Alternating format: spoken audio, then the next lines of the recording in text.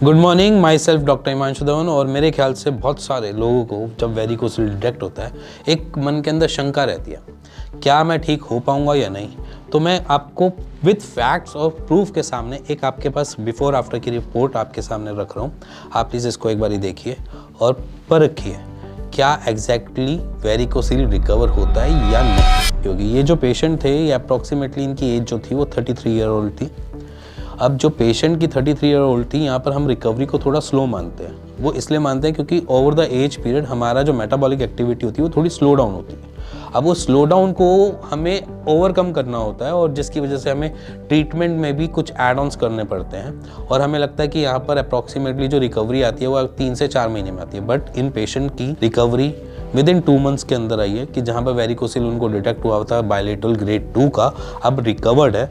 और आज की डेट में उनको इसी के साथ पैरेलली एक इशू चल रहा था। वो इशू था उनको ओलिगोस्पर्मिया की दिक्कत कॉज बाय वेरिकोसिल। अब ये समझना है वेरिकोसिल आपको इनफर्टाइल करता है जैसे इन केस में था, बट आज की डेट में वेरिकोसिल रिकवर की है विद इन मंथ या 2 मंथ्स के अंदर इनकी रिकवरी इतनी फास्ट, इतनी स्विफ्टली हो जाएगी।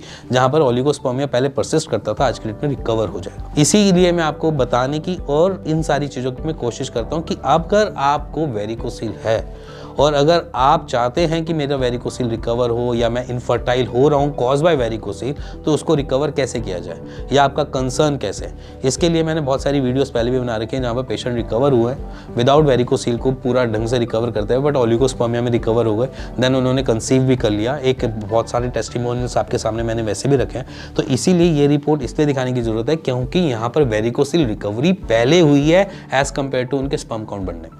तो जहाँ पर वेरिकोसिल रिकवर हो गया वहाँ पर स्पर्म काउंट भी ऑटोमेटिकली अपने आप ही खुद से बढ़ना चालू हो जाते हैं। तो इसीलिए यहाँ पर स्पर्म काउंट बढ़ाने में जो लग रही है मेडिकेशन वो अलग है, बट यहाँ पर जो सबसे पहला पॉइंट आता है कि यहाँ पर ऑल्टरनेट मेडिसिन आपको आयुर्वेद हो चाहे वो होम्योपैथ हो, आपको वेरिकोसिल फ्री बना सकती है। साथ ही साथ आपके स्पर्म काउंट को भी इंक्रीज कर सकते हैं without any surgery, without any आपको आईवीएफ के बिना आपको कंसीव भी हो सकता है with your own sperm count. So इसीलिए परेशान नहीं होना, थोड़ा सा टाइम आपको अपने डॉक्टर को देना है जो अल्टरनेट मेडिसिन से डील करते हैं, और थोड़ा सा सब्र रखना है, पेशेंस रखनी है। आपको भी सेम ही रिजल्ट्स मिलेंगे, बट ये हो सकता है टाइम डिपेंड करता है कि कहाँ 2 महीने, कहीं 3 महीने, कहीं 6 महीने भी वो मैटर करता है। बट आपको थोड़ा पेशेंस और अपनी रिकवरी के ऊपर एक राइट होप और एक गुड होप भी रखने की जरूरत पड़ेगी। इसी के साथ मिलेंगे नेक्स्ट वीडियो के लिए,